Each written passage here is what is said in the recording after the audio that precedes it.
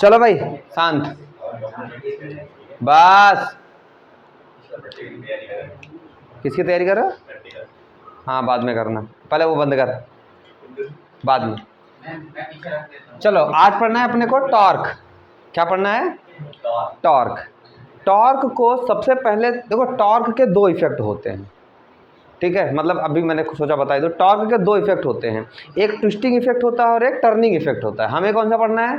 Turning effect. हमें twisting effect नहीं पढ़ना है, समझ आएगा? ट्विस्टिंग का मतलब जैसे वो कपड़े को मोड़ते हो ना, दैट इज ट्विस्टिंग इफेक्ट। अरे एक तरफ से करो तो नहीं होगा क्या? एक को पकड़ फिक्स कर रखो, एक को पाइवोट कर दो, दूसरे एंड को मोड़ते रहो तो कपड़ा गांड बांध दो ना एक साइड में, दो साइड ऐसे ऐसे मोड़ते रहो तब भी तो होगा। वो ट्विस्टिंग इफेक्ट है।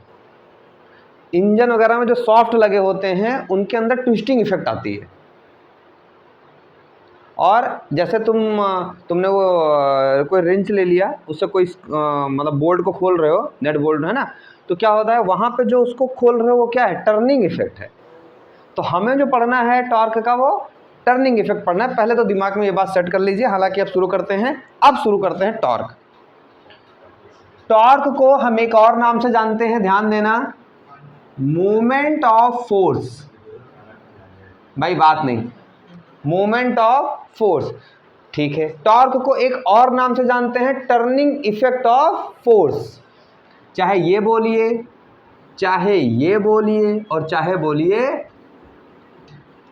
Turning effect of force. कई किताबों में तो डिफाइन भी यही कर दिया है, what is torque? Turning effect of force is called torque. कोई बुराई नहीं है, कर सकते हैं define. What is torque? Moment of force. नहीं, ये नहीं बोल सकते, ये बोल सकते हैं फोर्स की जो टर्निंग इफेक्ट होती है उसको बोलते हैं हम लोग टॉर्क। इसको डिफाइन भी बोल सकते हैं, इस तरीके से हम इसको डिफाइन भी कर सकते हैं। यहाँ तक कोई तकलीफ नहीं है। अच्छा एक और बात ध्यान रखना, जो सपोज करिए, अब यहीं से इस बात को समझना है, ध्यान देना। मान लो ये मेरे पास एक सुंदर सा प्यारा सा सुशील सा बोल्ट है, और बोल्ट के ऊपर अपन क्या लगाते हैं? पाना, जिसको रिंच बोलते हैं हमारे यहाँ, तुम्हारे यहाँ पाना बोलते होंगे, ठीक है? ऐसे होता है ना, ठीक है? अब पाना लगाते हैं, पाना के ऊपर एक रॉड लगा होता है, ठीक है? और इस रॉड के ऊपर क्या करते हैं भाई? फोर्स लगाते हैं ना, फोर्स लगा के घुमाएंगे ना इसके ऊपर, कि छू करके करेंगे, छू, फोर्स लगाएंगे, राइट? फोर्स लगाएंगे तो ये क्या करेगा? घूमेगा। अब वो क्लॉकवाइज लगाएंगे, टाइट कर रहे हैं कि मतलब ढीला कर रहे हैं, वो डिपेंड करेगा, लेकिन इसके ऊपर क्या लगाना पड़ेगा हमें? फोर्स। जब फोर्स लगाएंगे तो कौन सा इफेक्ट आएगा इसके पास? टर्निंग, ये घूमेगा ना, इसके ऊपर कौन सा इफेक्ट आएगा? टर्निंग इफेक्ट आएगा। अब ये जो टर्निंग इफेक्ट आता है जिसको टॉर्क बोला जाता है, ये इसका अमाउंट ऑफ टर्निंग, मतलब कितना टर्न होगा, अमाउंट ऑफ टर्निंग तीन बातों पे डिपेंड करेगा, ठीक है? अब ध्यान देना, वो तीनों बातें यहीं पे थोड़ा सा इंपॉर्टेंट है, ये बिल्कुल।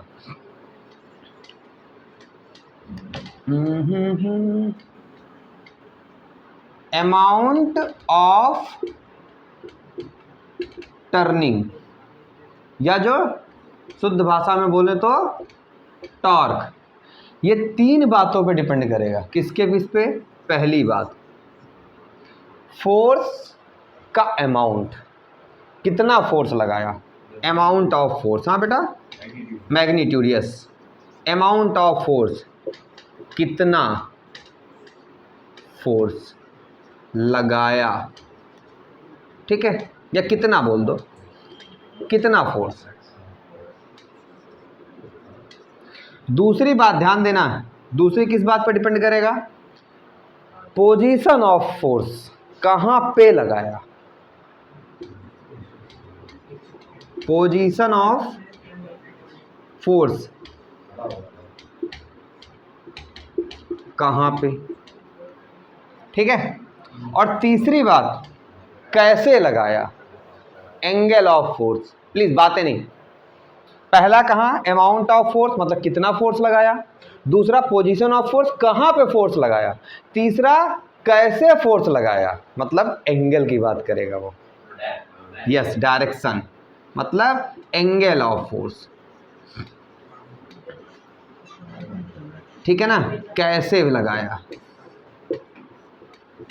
मतलब तीन बातों पे डिपेंड करेगा, कितना, कहां और कैसे। इन तीन बातों पे ही पूरा टॉर्क चलेगा, ध्यान रहे। अब इन बातों को थोड़ा एक्सप्लेन करते हैं, सुनिए जरा।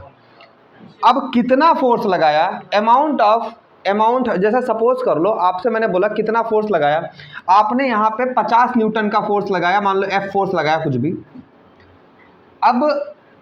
अब ये एफ का जितना मैग्नीट्यूड होगा उतना ज़्यादा टर्निंग इफेक्ट होगा, ये कॉमन सा सेंस है।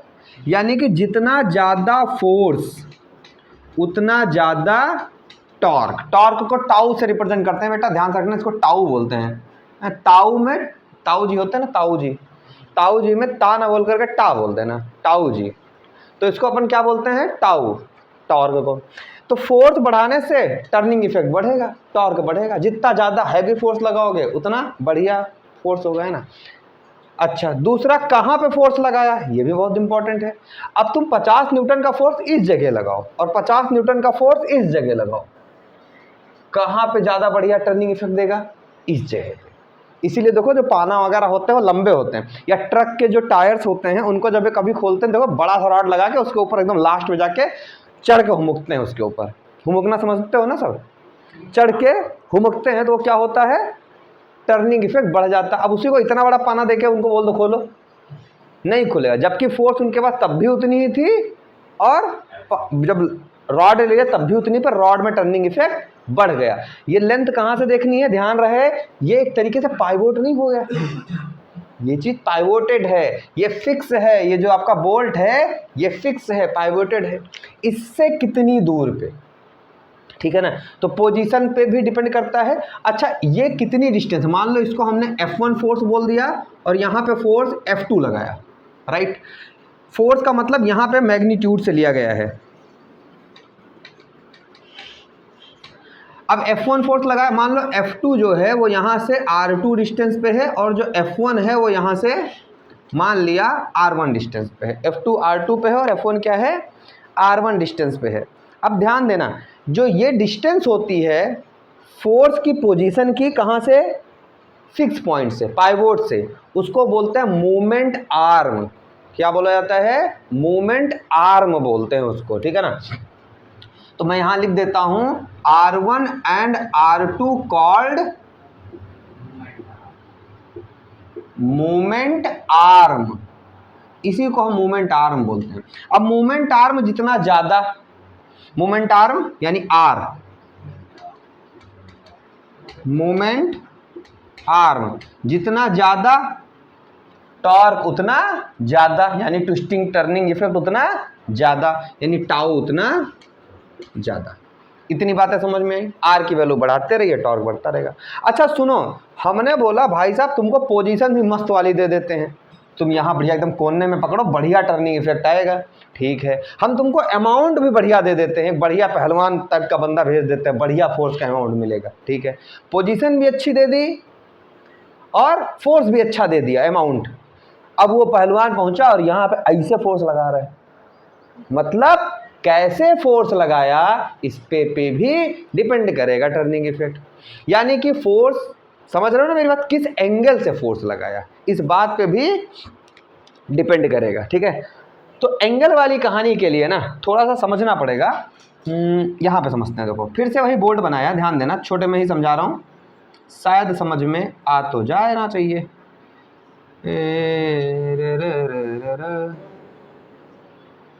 चलो ये मेरा क्या हो गया, पाना हो गया। अच्छा, इस पाने पे मैंने इस बार ना ऐसा फोर्स लगाया F, ठीक है। अब ऑब्वियस चीज है, इसका क्या होगा, टक टक टक टक टक टक टक टक टक, ये मान लो F हो गया, ये एंगल कितना हो गया, थीटा हो गया। इसके दो कंपोनेंट, इधर वाला कंपोनेंट क्या हो जाएगा, F कॉस थीटा, और इस पे परपेंडिकुलर इधर वाला क्या हो जाएगा, F साइन थीटा। अब जरा सुनना बहुत ध्यान से, क्या F कॉस थीटा की वजह से टर्निंग इफेक्ट आएगा, खाली मत बैठ भाई, F कॉस थीटा की वजह से टर्निंग इफेक्ट आएगा। टर्निंग इफेक्ट कौन ला रहा है, टॉर्क किसकी वजह से प्रोड्यूस हो रहा है, F साइन थीटा की वजह से। यानी कि थीटा की वैल्यू जैसे जैसे बढ़ाते जाओगे साइन थीटा की वैल्यू बढ़ती जाएगी, और उससे क्या हो जाएगा, जो फोर्स टॉर्क लगा रहा है वो बढ़ता जाएगा। नहीं आया भाई, साइन थीटा की वैल्यू थीटा के बढ़ाने से होगी। अब देखो थीटा अभी यहाँ कम है, ऐसे जैसे जैसे थीटा बढ़ाते रहोगे साइन थीटा की वैल्यू, और जब थीटा 90 आ जाएगा तो साइन थीटा की वैल्यू मैक्सिमम, तब पूरा का पूरा एफ फोर्स किधर लगेगा, यानी कि जब परपेंडिकुलर होगा फोर्स उस टाइम पे मैक्सिमम टर्निंग इफेक्ट होगा। यानी कैसे लगाएं फोर्स पर मैक्सिमम टॉर्क के लिए, परपेंडिकुलर लगाएं, या जितना ज्यादा से ज्यादा एंगल हो सकता है ले। अच्छा एंगल कैसे लेना वो भी बता रहा हूं। अच्छा अब यहां से एक चीज हमें ये मिली, क्या मिली, इधर लिख लो, इधर लिख दो कि साइन थीटा के बढ़ाने से टॉर्क बढ़ता है, या यूं कहें कि थीटा के बढ़ाने से टॉर्क बढ़ता है, क्योंकि थीटा बढ़ने से साइन थीटा बढ़ता है। क्लियर हो रही ना बातें। अच्छा टॉर्क मैक्सिमम कब होगा, जब थीटा 90 हो। यानी टॉर्क किन किन बातों पे डिपेंड करता है, एक तो मैग्नीट्यूड ऑफ एफ, दूसरा पोजीशन ऑफ एफ यानी कि मूवमेंट आर, और तीसरा एंगल यानी कि साइन थीटा या थीटा। तीन चीजों पे टॉर्क डिपेंड करता है। अब ये बातें नोट करिए, फिर मूवमेंट आर में और आगे चलते हैं।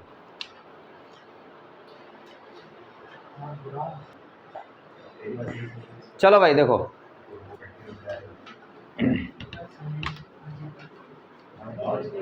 बेटा प्लीज बस,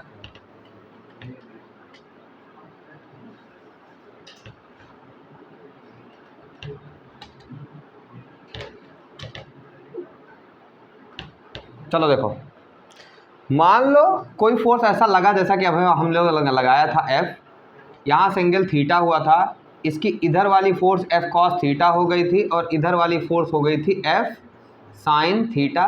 फिर हमने देखा था कि यहाँ पे क्या देखा, और ये चीज़ क्या हो गई थी मेरी, आर मूवमेंट आर्म हो गया था, राइट। हमने इन तीनों चारों बातों से क्या सीखा, हमने सीखा कि टॉर्क की वैल्यू बढ़ेगी अगर साइन थीटा की वैल्यू बढ़ेगी, और साइन थीटा की वैल्यू कब बढ़ेगी, जब थीटा की वैल्यू बढ़ेगी। इतनी बातें समझ आई।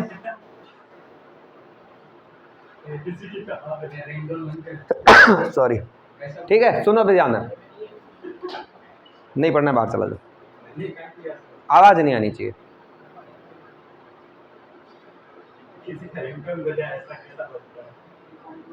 दूसरी बात ध्यान देना, टॉर्क की वैल्यू बढ़ेगी जब अमाउंट ऑफ फोर्स बढ़ेगा, यानी कि जब फोर्स की वैल्यू बढ़ेगी तो टॉर्क की वैल्यू बढ़ेगी।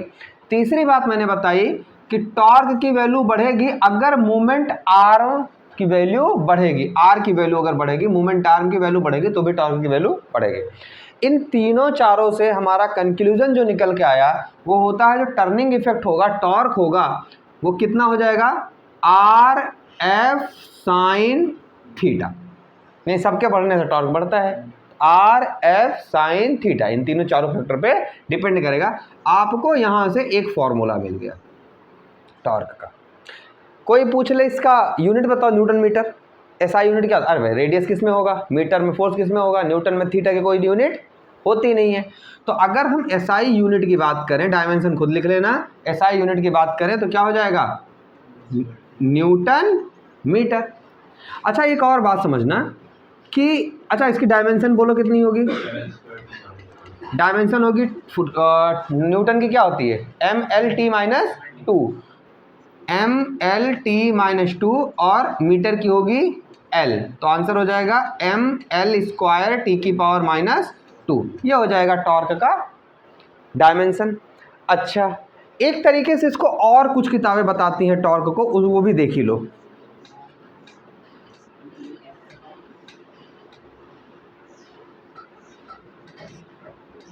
ठीक है, ये मेरा पाना हो गया, ठीक है।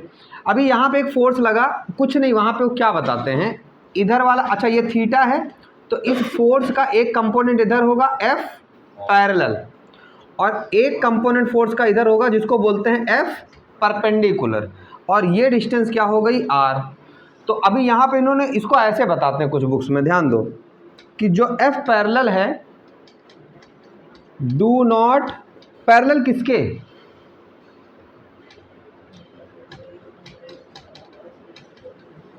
Parallel to moment arm, moment arm भी इधर और ये भी इधर।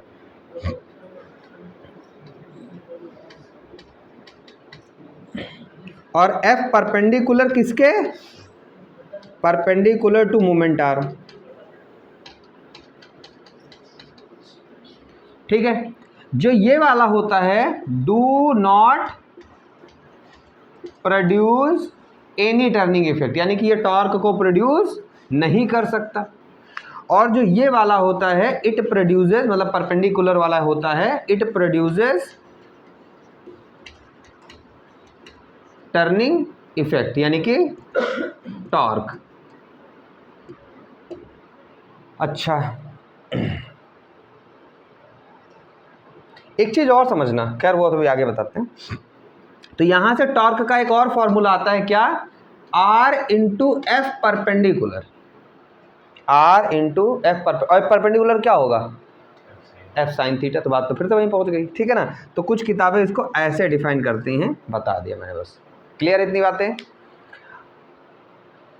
ठीक है, नोट करो।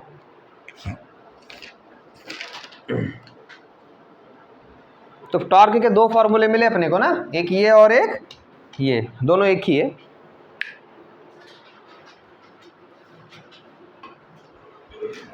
चलो, ये बात मेरे हिसाब से ये फॉर्मूला समझ में आ चुका होगा, tau is equal to r F sine theta या tau is equal to r f perpendicular. क्यों लगता है, कैसे लगता है, अब डिपेंड करता है। अब ये पढ़ने चल रहे हैं कि थीटा कैसे सेलेक्ट करें, राइट। तो ध्यान देना,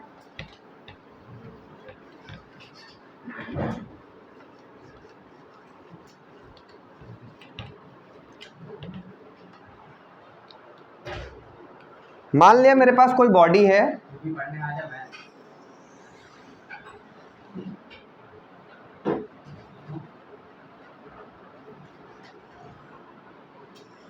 मेरे पास कोई बॉडी है, यहाँ पे उस बॉडी को मैंने क्या किया, पाइवोट कर दिया है, ठीक है। इस बॉडी को यहाँ पे पाइवोट कर दिया। अच्छा, मान लो यहाँ पे कोई पॉइंट ले लिया मैंने, इस पॉइंट को जनरली P बोल देते हैं, मान लो ये पॉइंट P है। P पॉइंट पे हमने एक फोर्स लगाया, चलो ये ऐसे लगा दिया, F ऐसे फोर्स लगाया। अब हमारे डिपेंड करता है थीटा कहाँ से लेना है। तो सुनो, जो पाइवोटेड पॉइंट है और जिस पॉइंट पे फोर्स लग रहा है उस पे दोनों को जो ज्वाइन करोगे, वो वाली लाइन जो सीधी चली जाएगी, ये वाली मोमेंट आर्म हुई, इसी को बोलते हैं मोमेंट आर्म। और मोमेंट आर्म की डायरेक्शन ये होती है, कहाँ से कहाँ, पाइवोट पॉइंट से टुवर्ड्स फोर्स वाला पॉइंट, ठीक है ना। ऐसे समझ लो, वरना भी बुक की लैंग्वेज बताऊंगा तो बड़ा वो 3 वर्ड में खत्म हो जाएगा। फिक्स पॉइंट से जहां पे फोर्स लगी है उधर की तरफ वेक्टर होगा, क्लियर। और इसी वेक्टर को आगे लेके जाओ, चलो ये आर की डायरेक्शन हो गई। यहां से एंटी क्लॉकवाइज जो एंगल होगा वो सेलेक्ट करना है। यानी एंगल कैसे सेलेक्ट करना है, how to select theta, theta कैसे सेलेक्ट करना है, तो उसका सिंपल सा सिद्धांत है, radially outward movement arm anticlockwise,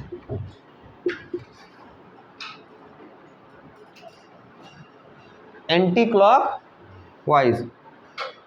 इतनी बातें समझ में आई, क्लियर है। तो रेडियली आउटवर्ड मूवमेंट आर्म से एंटी क्लॉकवाइज डायरेक्शन में अपने को क्या लेना है, थीटा लेना है। किताबों में ऐसा लिखा होता है, और ये शायद ये बताने के बाद ही वो समझ आएगा, वरना कई बार वो चीज़ें कंफ्यूजन में क्रिएट करता है कैसे करना है, ठीक है ना, क्लियर। तो इस तरीके से अपने को क्या करना है, थीटा सेलेक्ट करना है। अच्छा, यहाँ पे अपने को पता है कि F का ये वाला कंपोनेंट F cos थीटा आया था और F का ये वाला कंपोनेंट F sin थीटा आया था। F sin थीटा की वजह से ही टॉर्क प्रोड्यूस होगा, F cos थीटा की वजह से टॉर्क प्रोड्यूस नहीं होगा।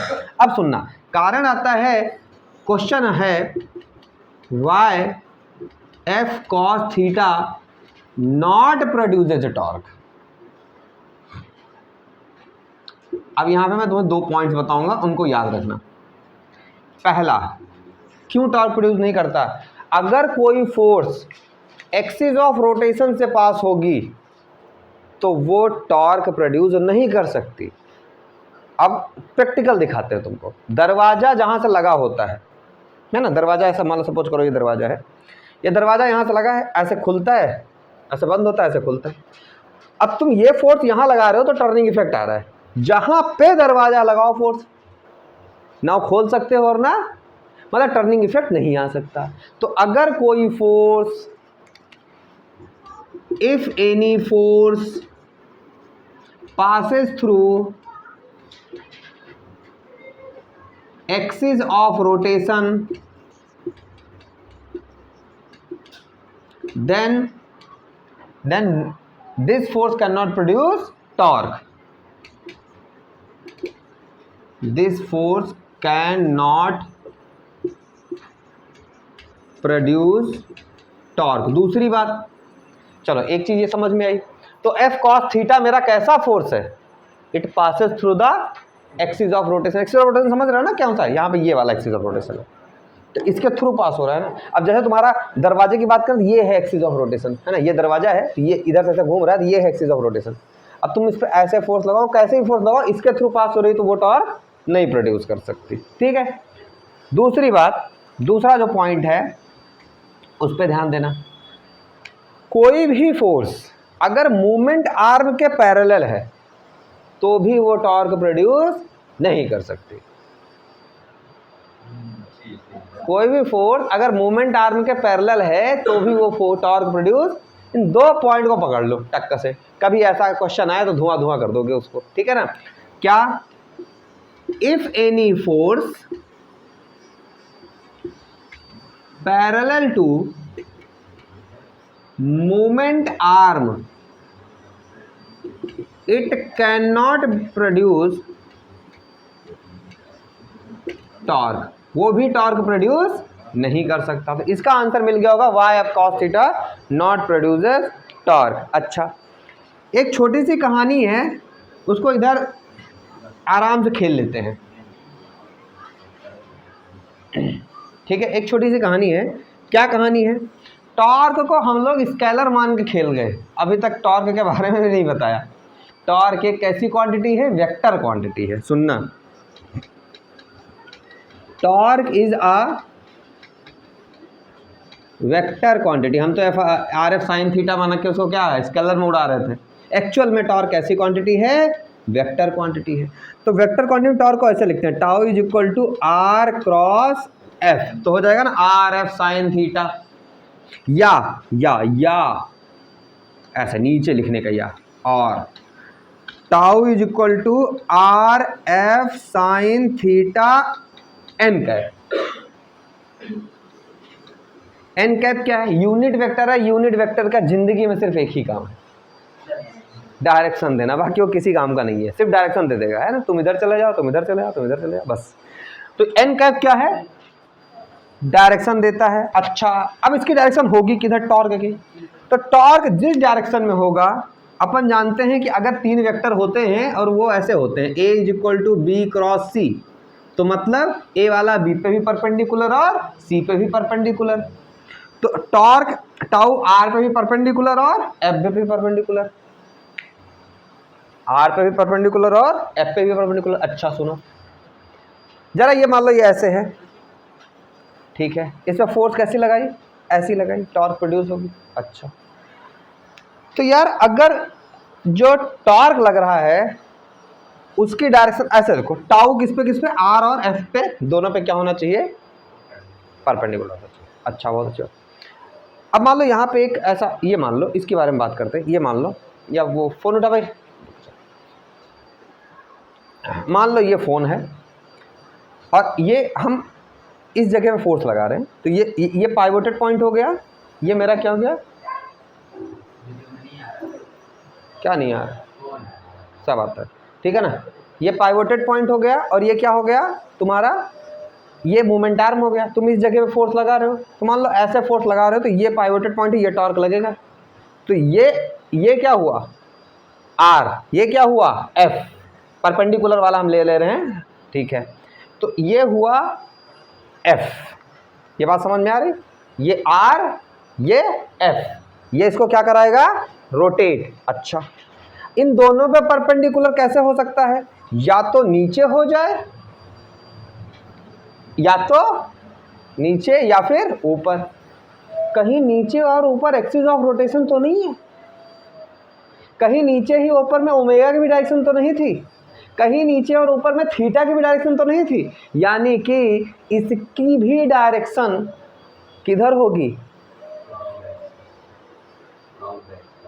एक्सिस ऑफ रोटेशन की डायरेक्शन में होगा। नीचे होगा ऊपर होगा वो बात की बात है, पर कैसा होगा, अलोंग द एक्सिस। समझ आया नहीं आया भाई, टाउ क्या है, r cross F, r cross F मतलब टाउ आर पे ही परपेंडिकुलर, एफ में परपेंडिकुलर। अगर हम इस वाले मार्कर को आर मान लेते हैं, इस वाले मार्कर को हम एफ मान लेते हैं, तो या तो इन दोनों परपेंडिकुलर है, या तो ऐसा हो जाए या तो ऐसा हो जाए। बोलो बात समझ में आ रही क्या, क्लियर है क्या? अच्छा, अब सुनना, अब दो सुनना सुनाने वाली बात अब कुछ नहीं रखी, शायद से क्लियर हो गया होगा। यानी कि जो टॉर्क होगा उसकी अगर हम डायरेक्शन की बात करें तो हम बोल सकते हैं along the axis of rotation. बोलो भाई ओम, आया समझ में, अलोंग द एक्सिस ऑफ। अच्छा, एक कन्वेंशन है कि क्लॉकवाइज है तो नेगेटिव ले लो, एंटी क्लॉकवाइज है तो पॉजिटिव ले लो। जैसे अभी ये कैसा घूम रहा था, अभी जो अपन ने एग्जांपल लिया, ऐसे ऐसे घूम रहा है तो नेगेटिव, ऐसे ऐसे घूम रहा है तो पॉजिटिव। या नेगेटिव पॉजिटिव तुमको पसंद नहीं है तो तुम इसको एंटी क्लॉकवाइज लिख दो, इसको क्लॉकवाइज लिख दो, तुम्हारी ये भी इच्छा हो सकती है, तुम्हारे ऊपर डिपेंड करता है। अगर क्लॉकवाइज है तो उसको तुम्हें नेगेटिव लेना है, अगर एंटी क्लॉकवाइज है तो उसको तुम्हें पॉजिटिव लेना है। अच्छा, थीटा जैसे, हाँ ये दिख रहा है इधर, देखो अगर क्लॉकवाइज है तो कैसा ले लेना है, सॉरी नेगेटिव। अगर एंटी क्लॉकवाइज घूम रहा है तो कैसा ले लेना है, पॉजिटिव। या सुनो, अगर क्लॉकवाइज घूम रहा है, जरा फिर से देखो, ये मोमेंट आर्म, ये फोर्स, क्लॉकवाइज घुमाना है ना, तो ये फोर्स जिधर जिधर कैप होगा उधर वो डायरेक्शन रिप्रेजेंट कर रहा है, ठीक है, अपने वेक्टर का। चलो, अरे देखो समझ में आया, ये मोमेंट आर्म, ये क्या हो गया, फोर्स। अच्छा, ये फोर्स कैसा घुमाएगा इसको, क्लॉकवाइज। कैसा घुमाएगा, क्लॉकवाइज। अच्छा, जरा आर क्रॉस एफ करो अपने हाथ से, किधर जा रहा है, डाउनवर्ड। आर क्रॉस एफ किधर जाएगा, downward. R F, r cross F, r cross, अब तुम स्क्रू रूल लगा लो यार, कोई भी रूल लगा लो, आर क्रॉस एफ किधर जाएगा। तो यानी कि क्लॉकवाइज को आप लिख सकते हो इनवर्ड, और इसको लिख सकते हो आउटवर्ड। ये अब सुनो, जैसे मान लो तुम्हारा मोमेंट ऑफ फोर्स आया 50 न्यूटन मीटर, तो तुम 50 न्यूटन मीटर मान लो क्लॉकवाइज है, तो तुम्हें लिखना पड़ेगा -50 न्यूटन, तो भी सही। तुमने नहीं लिखा माइनस, तुमने लिखा 50 न्यूटन मीटर क्लॉकवाइज, तो भी सही। तुमने लिखा 50 न्यूटन मीटर इनवर्ड, तो भी सही। बोलो बात समझ में आई, क्लियर है? तो ये टॉर्क की बातें में हुई कि एंगल अपने को कैसे सेलेक्ट करना है। एक इंपॉर्टेंट पॉइंट, लेकिन छोड़ो बाद में करो।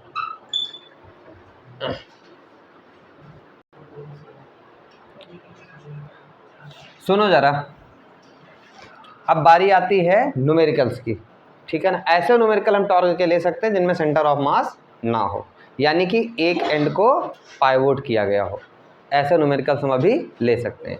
आज और कल अपन सेंटर ऑफ मास पढ़ेंगे, ठीक है ना। अब ध्यान से देखो, हे प्रभु, हालांकि सबसे पहला सेंटर ऑफ मास ही होता है, पर ठीक है ना, क्या दिक्कत है, सर्कुलर मोशन में ठीक से पढ़ा तो टॉर्क पहले पढ़ लेते हैं।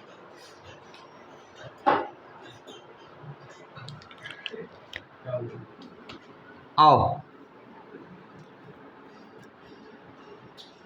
चलो सबसे पहला तो एक छोटा सा क्वेश्चन यही कर लो। ये कोई बॉडी है और ये बॉडी यहाँ पे पाइवोटेड है, यहाँ पे पाइवोट कर दी गई है, ठीक है। मैंने बोला एक फोर्स यहाँ पे लगा है F1, ठीक है, एक फोर्स इधर लग रहा है F2, एक फोर्स इधर लग रहा है F3, एक फोर्स इधर लग रहा है F4, एक फोर्स इधर लग रहा है F5, एक फोर्स इधर लग रहा है F6। हाँ सब एक ही ऑब्जेक्ट पे है, प्लेन तो उस एक ही होगा ना, इसके प्लेन में। अच्छा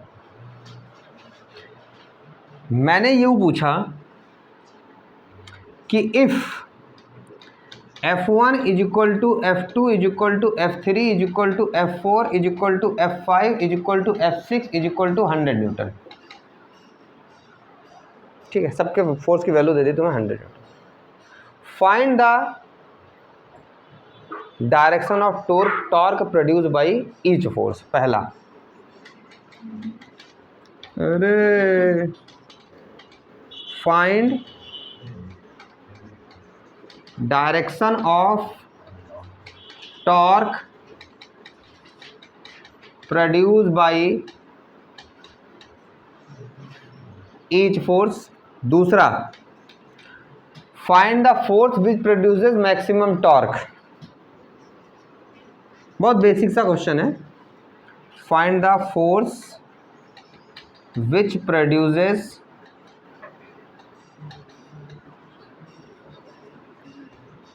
मैक्सिमम टॉर्क। तो सिर्फ तुमने अभी तक कितनी बेसिक बातें सीखी हैं, सिर्फ उसके लिए क्वेश्चन दिया गया है। तो तुम्हारे F5 और F6 एक ही लाइन में। हाँ बेटा, कौन से F5 और F6? हाँ एक ही लाइन में है वो, ठीक है ना। मान लो फोर्स है तुम्हारे पास, कौन कौन से फोर्सेस लिख ले रहा हूँ। F1 है, F2 है, F3 है, F4 है, F5 है और F6 है। अब बेटा प्लीज डायरेक्शन, अब डायरेक्शन दो तरीके से दे सकते हो, क्लॉकवाइज एंटी क्लॉकवाइज लिखो, इनवर्ड आउटवर्ड लिखो या माइनस प्लस लगाओ, तुम्हारी इच्छा। हम क्लॉकवाइज एंटी क्लॉकवाइज ना लेना आसान होता है, दिखने में कई बार दिख जाता है, हाथ नहीं लगाना पड़ता। अरे यार मैंने बोला कि F1 फोर्स कहाँ है, F1 फोर्स, अरे F1 फोर्स कहाँ से पास हो रहा है, एक्सिस ऑफ रोटेशन से। तो यहाँ तो टॉर्क नाम की जीरो टॉर्क होगा ही नहीं। टॉर्क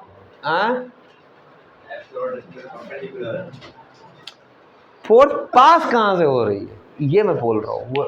वो जा कहाँ से रही है, एक्सिस ऑफ रोटेशन से पैरेलल जा रही, परपेंडिकुलर जा रही, एक्सिस ऑफ रोटेशन से जा रही है। दैट इज कैसे भी जाए, घुमाना, वही तो मैंने बोला दरवाजा बताना कैसे घूमेगा, लगा अलग अलग फोर्स एक्स्ट्रा। अरे 3D का मतलब इससे अच्छा 3D कहाँ होगा, रुको अभी बताता हूँ, पहले क्वेश्चन कर लेते हैं, बताते। तो ये तो जीरो हो जाएगा, एक्सिस ऑफ रोटेशन से अगर कोई फोर्स जाती है तो वो टॉर्क प्रोड्यूस नहीं कर सकती, तो डायरेक्शन की बात ही नहीं। F2 का क्या डायरेक्शन होगा, वो भी जीरो होगा, क्योंकि वो फोर्स भी कहाँ से पास हो रही है, एक्सिस ऑफ रोटेशन से। तो या दोनों फोर्सेस देखो ना, मूवमेंट आर्म के भी पैरेलल हैं। हाँ वो भी हो सकता है, तो वो मान के कर लो अभी हाल फिलहाल। तो F2 भी कितना, जीरो।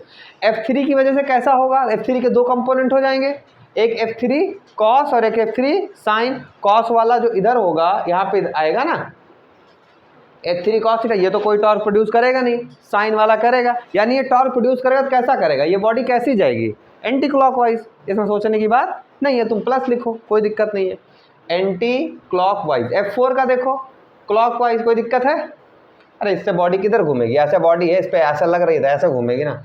F5 और F6, F5 से एंटी क्लॉकवाइज और F6 से क्लॉकवाइज। इसमें मैक्सिमम टॉर्क कौन लगाएगा, जो बिल्कुल परपेंडिकुलर हो मूवमेंट आर्म पे, उससे ज़्यादा मैक्सिमम तो हो नहीं सकता, तो या तो F6 होगा या तो F5 होगा। क्लियर है, तो मैक्सिमम टॉर्क कौन लगा सकता है फोर्स, वो या तो F5 देगा या फिर F6 देगा, वो डिपेंड करेगा, या दोनों भी दे सकते हैं अलग अलग। अच्छा F2 वाला, F4 वाला बेटा देख, F4 का दो कंपोनेंट कॉस और साइन, तो साइन वाला कंपोनेंट से घुमाएगा, तो किधर को घुमा रहा है, क्लॉकवाइज। ये अरे ये प्लेट रखी, प्लेट किधर घूमेगी, समझ आ रही बात। अब वत्सल के क्वेश्चन का आंसर करते हैं, ठीक है, सुनो। चलो भाई देखो, टॉर्क पे ना ये दो तीन क्वेश्चंस हैं, इनको ध्यान से देखना। ये एक डिस्क है, इस डिस्क में ये क्या है, पाइवोट कर दिया गया है, इसको पाइवोट कर दिया गया, यहाँ पे फिक्स कर दिया गया है इस एंड को, इस पर 10 न्यूटन का मैंने फोर्स लगाया है, डिस्क का रेडियस 2 मीटर है। अब मुझे इसमें टॉर्क बताना है आपको और विद डायरेक्शन बताना है, ठीक है। दूसरा ये एक रॉड है, एक बार है, जिस पे हमने 1 मीटर इसका एक एंड क्या कर दिया है, फिक्स कर दिया। आपको भी पता है फिक्स वाले ही क्वेश्चन अभी कर सकते हैं, क्योंकि अभी हमने स्कॉम नहीं पढ़ा है, सेंटर ऑफ मास नहीं पढ़ा है। तो हमने एक एंड को क्या कर दिया है, पाइवोट कर दिया है, और 1 मीटर की डिस्टेंस पे, यानी कि मोमेंट आर्म 1 मीटर का है, यहाँ पे हमने 10 न्यूटन का फोर्स लगाया है। कितने एंगल पे लगाया है ये दिया गया है, आपको क्या फाइंड करना है, टॉर्क विद डायरेक्शन। यहाँ पे ये 1 kg का मास था जो कि लटक रहा था एक स्ट्रिंग के साथ में। ये स्ट्रिंग का लेंथ मैं देना भूल गया, ठीक है, 1 मीटर के लिए है, कर देता हूँ। 1 मीटर की स्ट्रिंग है, और यहाँ से मैंने क्या किया, इसको स्लाइटली डिस्प्लेस किया, और ये पोजीशन 2 हो गई और ये पोजीशन 1 हो गई। हमें क्या बताना है कि पोजीशन 2 पे 1 kg मास पे सारे फोर्सेस से कितना टॉर्क लग रहा है, यानी फाइंड करना है नेट टॉर्क। एक्चुअली पोजीशन 2 पे, 1 पे तो कोई मतलब ही नहीं है, कुछ टॉर्क ही नहीं लगेगा, 2 पे जाने के बाद ही टॉर्क लगेगा ना, ठीक है। तो कितना टॉर्क लगेगा ये आपको बताना है। समझ आई बात? ये 3 तरीके के आपको क्वेश्चन दिए हैं, और इनको निकालिए, आपके पास 2-4 मिनट का टाइम है, सॉल्व करिए, ठीक है। बस 2-4 मिनट में ये हो भी जाना चाहिए, बहुत टफ क्वेश्चन नहीं है। क्लियर? सिर्फ न्यूमेरिकल फॉर्मूले को कैसे न्यूमेरिकल में यूज़ करना है, सिर्फ इसके लिए आपको ये क्वेश्चन दिए गए। देखना ध्यान से, इस वाले फोर्स पे, इस वाले क्वेश्चन में ये फोर्स लग रही है, ठीक है, बहुत अच्छी बात है। अब मुझे बताओ, क्या ये मूवमेंट आर्म की डायरेक्शन हुई? मूवमेंट आर्म की डायरेक्शन ऐसी होगी ना, ये मूवमेंट आर्म की डायरेक्शन हुई, बहुत अच्छी बात है। और मूवमेंट आर्म और फोर्स के बीच में एंगल कितना है, 90 डिग्री का। हमें एक ही चीज़ आती है, क्या आती है, tau is equal to r F sine theta.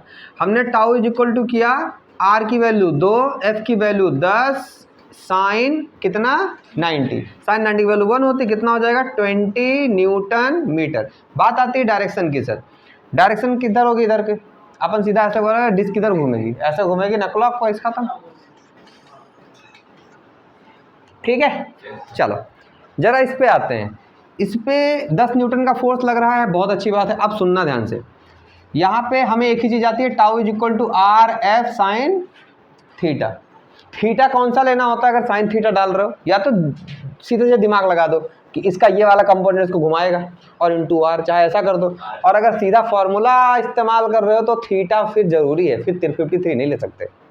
Component तोड़ रहे हो तो 10 cos 53 ले सकते हो, 53 लोगों तो यहाँ कॉस रखना पड़ेगा। समझ आ रही है ना बात? तो अगर बोलते हैं ना रटन विद्या स्टार्ट, तो इसलिए मैं बोल रहा हूँ रटो नहीं कोई चीज़। इसका कौन सा कंपोनेंट यहाँ आएगा, 10 cos 53। इस बार कौन सा cos कंपोनेंट घुमा रहा है इसको, या तो फिर थीटा लेना है तो 37 लो। समझ आ रही है बात? तो तुम्हारी इच्छा। तो हम सीधा फॉर्मूले पे क्वेश्चन करने की कोशिश कर रहे हैं। कॉन्सेप्ट मैंने बता दिया कि cos भी ले सकते थे, उसमें कोई दिक्कत नहीं है, क्योंकि हम एक फॉर्मूला और जानते हैं, r cross f perpendicular. f perpendicular पे कौन आ रहा है, cos है, sin है, tan है, cot है, कुछ भी है, या तो वो वाला फॉर्मूला लगा लो। और अगर ये लगा रहे हो तो भैया थीटा फिर तो रेडियली आउटवर्ड एंटी क्लॉकवाइज ही लेना। तो अगर ये 53 है तो ये वाला कितना हो जाएगा, 37 डिग्री। तो टॉर्क कितना आ जाएगा, आर की वैल्यू 1, एफ की वैल्यू 10 इंटू साइन 37। तो tau is equal to 10, sine 37 की वैल्यू कितनी होती है, 3/5, 3/5 सबको आती है ना निकालनी। तो 5 2 जा, आंसर आ गया tau is equal to 6 newton meter. अब भैया किधर घूम रहा है यार, इसमें बताने की जरूरत नहीं है, एंटी क्लॉकवाइज, एंटी क्लॉकवाइज, ठीक है। जरा इस क्वेश्चन पे आते हैं। इस क्वेश्चन पे फोर्सेस कितनी लग रही होंगी, पहले तो उसकी चर्चा करते हैं। तो 2 फोर्स लग रही होंगी इस पे, एक तो टेंशन लग रही होगी, इसको 1 मीटर को मिटा देते हैं, चलो।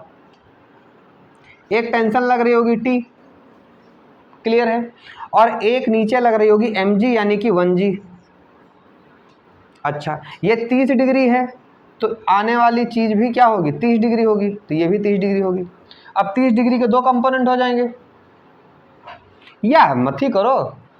अब टेंशन की वजह से फोर्स मतलब torque, torque due to tension, तो टेंशन की वजह से टॉर्क कितनी आएगी,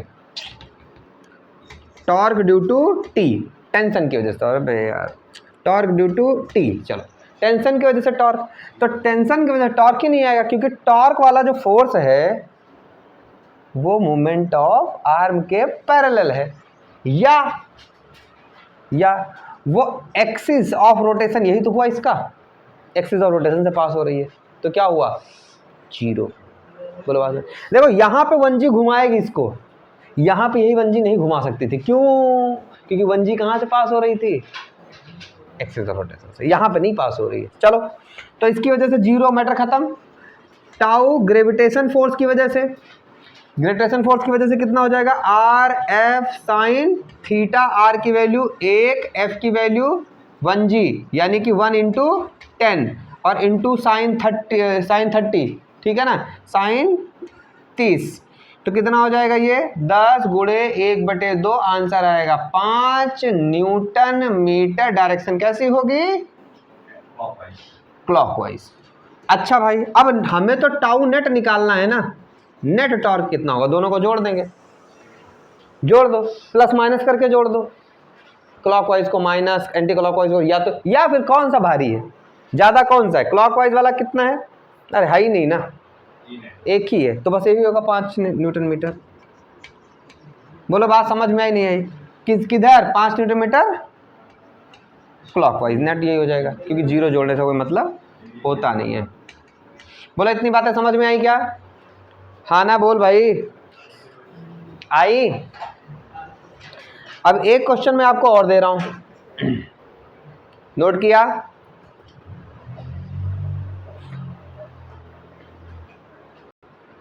देखो भाई, अभी दो क्वेश्चंस हैं आपके पास, सॉरी 2 क्वेश्चंस हैं। एक डिस्क है, ये क्या है? डिस्क है, और ये क्या है? सेंटर पे पाइवोट किया गया है। 2 फोर्सेस लगाए गए हैं, 10 न्यूटन और 20 न्यूटन। मुझे नेट टॉर्क बताना है इस डिस्क में, कैसा होगा अमाउंट में, और डायरेक्शन क्या होगी। दूसरा, ये एक अच्छा क्वेश्चन है, अच्छा कुछ नहीं है, वेक्टर फॉर्म में दे दिया गया है। A force F = 3I + 4J - के acting on a point, this, किसी पॉइंट, इस पॉइंट पे एक्ट कर रहा है, कोई बॉडी के इस पॉइंट पे एक्ट कर रहा है। Find the amount of torque, not force, amount of torque about 1, 2, 3, मतलब 1, 2, 3 पे पाइवोट किया गया होगा। समझ आई बात? इसके अबाउट में, इस फोर्स पे, जैसे अपन क्या होता था, देखो कोई बॉडी लेते थे तो ये वाला पॉइंट हो गया अबाउट, जिसके अबाउट घूमेगा, और ये पी पॉइंट क्या हुआ करता था? जिस पे फोर्स लग रही है। तो ऐसा कोई क्वेश्चन है एक, ठीक है? ऐसे क्वेश्चन तुम टैकल कर चुके हो बहुत, कोई इसमें दिक्कत नहीं है, आराम से हो जाना चाहिए। ये करो, फिर इसके बाद छोटा सा कॉन्सेप्ट बता के खत्म करते हैं। ध्यान देना, पहले इस फोर्स, इसको देख लेते हैं, इसमें नेट टॉर्क कैसे निकालेंगे। ध्यान देना, 20 न्यूटन का फोर्स लग रहा है, बहुत अच्छी बात है, हमें एक ही चीज़ आती है, RF साइन थीटा। तो पहले हम टॉर्क निकाल लेते हैं 20 न्यूटन की फोर्स की वजह से। तो कितना आएगा? RF साइन थीटा, आर की वैल्यू कितनी है मोमेंट आर्म की? 2 मीटर, एफ की वैल्यू है 20, और साइन थीटा कितना है यहाँ पे?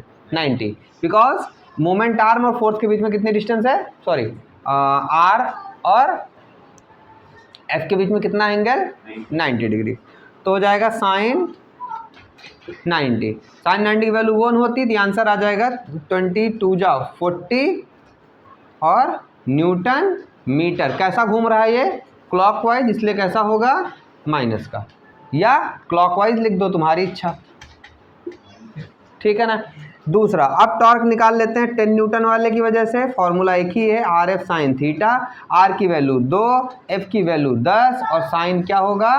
90, तो इक्वल टू साइन 90 की वैल्यू 1, 10 2 जा 20 न्यूटन मीटर, और इसकी वजह से कैसा होगा? Anti clockwise. तो अगर नेट टॉर्क निकालें, टाउ नेट, तो दोनों को जोड़ देंगे। तो जोड़ना है तो माइनस प्लस लगाइए, इसको माइनस इसको प्लस, या फिर बड़ा कौन है? क्लॉकवाइज से एंटी क्लॉकवाइज को क्या कर दीजिए? सब्ट्रैक्ट कर दे भाई, क्लॉकवाइज होंगे तो जुड़ेंगे, एंटी क्लॉकवाइज होंगे तो जुड़ेंगे, और दोनों अगर अपोजिट हुए तो सब्ट्रैक्ट होंगे, किस में से कौन सा होगा? बड़े में से छोटा। तो यानी कि ये हो जाएगा 40 - 20, आंसर आया 20, और किसका आएगा? क्लॉकवाइज का। ये नेट टॉर्क हो जाएगा। अब इस क्वेश्चन के बारे में बात कर लेते हैं, ठीक है। इस क्वेश्चन के बारे में अगर बात करें, मुझे F दिया हुआ है, ठीक है। अब यहाँ पे हम कौन सा, हम R क्रॉस F, क्योंकि वेक्टर फॉर्म में सब कुछ दिया हुआ है फोर्स हमें, तो हम RF साइन थीटा नहीं लगा सकते, हम R क्रॉस F लगाएंगे। अच्छा, अब जरा सुनिए इसको, R क्रॉस F लगाने से लिए हमें R नहीं इस बार हमारे पास, तो सबसे पहले हमें क्या दिया हुआ है, हमें एक पॉइंट दिया हुआ है। जैसे हम लोग कोई बॉडी है मान लो, ये इस बॉडी में एक पॉइंट पाइवोट है, जो पाइवोट पॉइंट है वो क्या है 1 2 3, और जहाँ पे फोर्स लग रहा है वो पॉइंट क्या है 2 1 2। तो जो मोमेंट आर्म होता है वो ये होता है, मोमेंट आर्म का डायरेक्शन भी ये होता है। मैंने बोला था फिक्स पॉइंट से किधर को जाना है, टूवर्ड जहाँ पे फोर्स लग रही है। अच्छा, ये हुआ फाइनल और ये हुआ इनिशियल। तो फाइनल से इनिशियल में वेक्टर निकालना आता है ना हमें, क्लियर है? फाइनल से इनिशियल में वेक्टर निकालना आता है। तो कैसे निकालेंगे, ध्यान से देखो। आप अपने को अगर ओ पॉइंट बोलते हैं तो ओपी वेक्टर एक्चुअली चाहिए, राइट? ओपी वेक्टर को हम आर बोलते हैं। तो आर वेक्टर क्या हो जाएगा, फाइनल माइनस इनिशियल, तो 2 - 1 तो कितना हो जाएगा 1i, फिर 1 - 2 तो -j, और 2 - 3 तो -k। यानी मुझे आर वेक्टर मिल गया, मेरे पास एफ वेक्टर पहले से मुझे 3i cap plus 4j cap minus k cap already given है। हमें क्या निकालना है, टॉर्क। तो टॉर्क इज इक्वल टू क्या होता है बेटा, आर क्रॉस एफ, और आर क्रॉस एफ निकालना हमको आता है। कैसे निकालते हैं, वेक्टर क्वांटिटी है, आई जे के वाला मेथड। क्या करना है, वो हो गया। अच्छा चलो देखो, तो अभी क्या करेंगे, आर क्रॉस एफ कैसे निकालेंगे, 1 मिनट आ रहा हूँ बेटा, ठीक है?